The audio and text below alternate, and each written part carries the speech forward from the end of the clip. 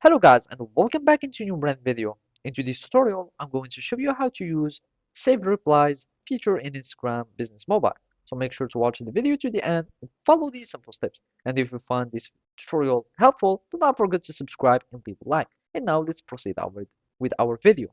So now we want to open our Instagram app, and after that we want to go to the settings. And to do so, we want to simply go to our profile picture by clicking on it.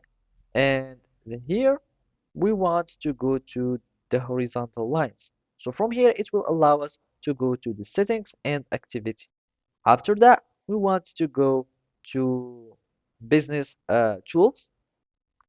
And I'm just going to the creator tools and then change my account to business account. So I'm just going to click on switch and we should normally find it here. And let's simply go to the business tools and controls. And if you are eligible to have these save replies, you will find them here. So now we want to simply click on save replies. And after that, you will have all the replies that you will have here. So we can click on new save replies.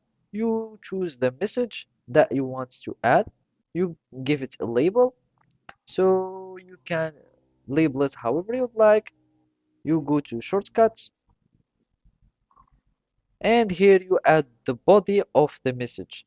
Thank you or anything. So thank you. And here you add a label to the chat when you use the save reply.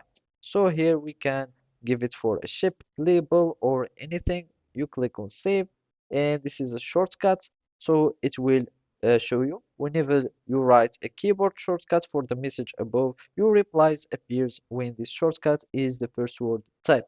So you can just have it as two letters. You click on enter, and whenever you reply with this sh, it will just give you this reply and you can save it. So that's it. Thank you for watching and see you next time.